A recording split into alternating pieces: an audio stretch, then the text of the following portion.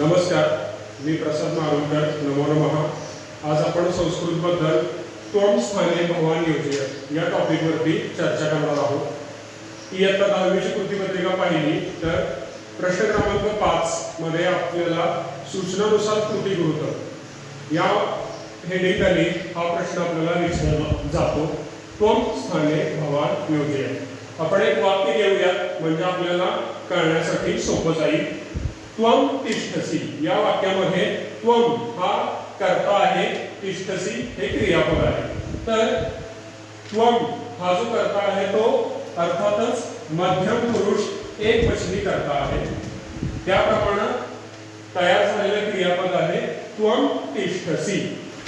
तिष्ठ मध्ये मूळ धातू आहे स्था. तिष्ठ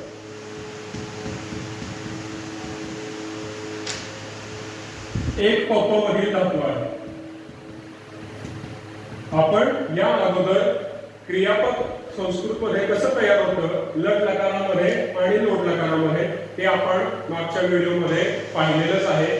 तरी पुन्हा एकदा आपण त्याच्या सूत्रानुसार तिष्ठती कसं तयार झालं हे पाहूया. मूळ धातू सूत्र आहे मूळ धातू अधिक गण विकरण अधिक कालार्थ प्रत्यय.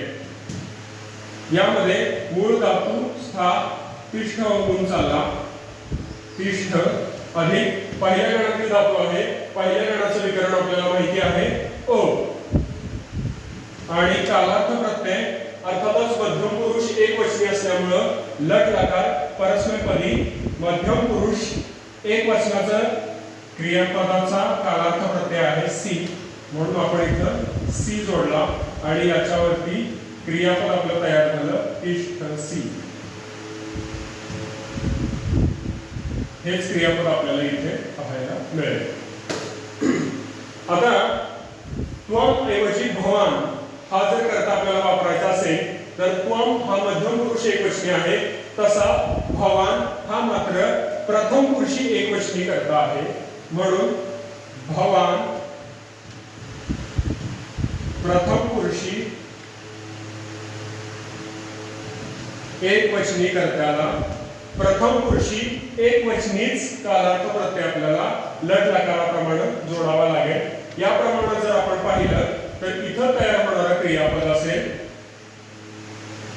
मूळ धातू तिष्ठ अधिक पुन्हा पहिल्याच गणातील हा धातू असल्यामुळे त्याचं गणविकरण अ येईल अधिक लट लकार प्रथम पुरुष एकवचनाचा कालार्थ प्रत्यय ती. तयार होणारा क्रियापद असेल तिष्ठती. म्हणून भवान तिष्ठती.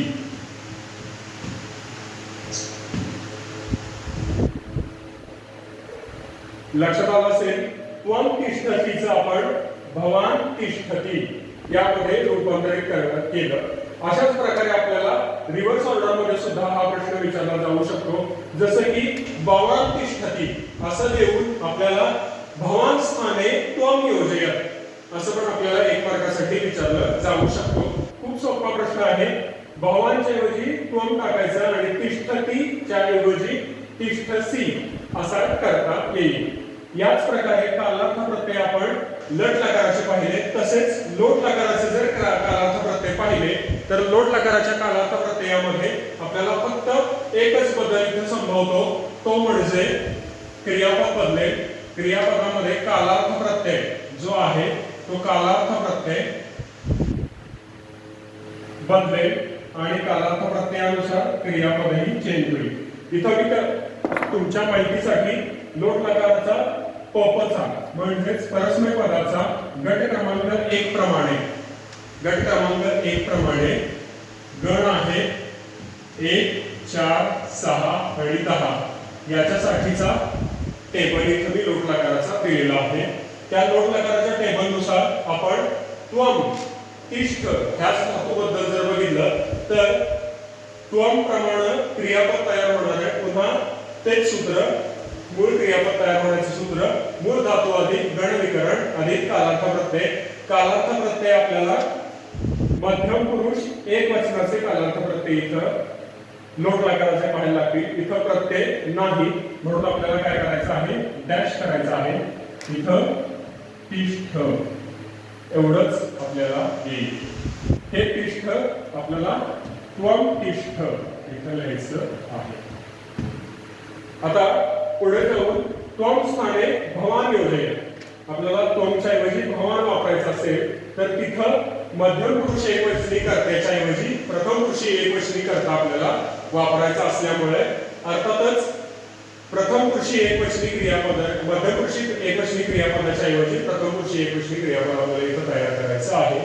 तिष्ठ अधिक अधिक कालार्थ प्रत्यय प्रथम पुरुषी एकवचनाप्रमाणे इथं कालार्थ प्रत्यय आहे तू म्हणून इथं तू येईल आणि क्रियापद तयार झालं तिष्ठ तू म्हणून इथं येईल भवान तिष्ठ तू.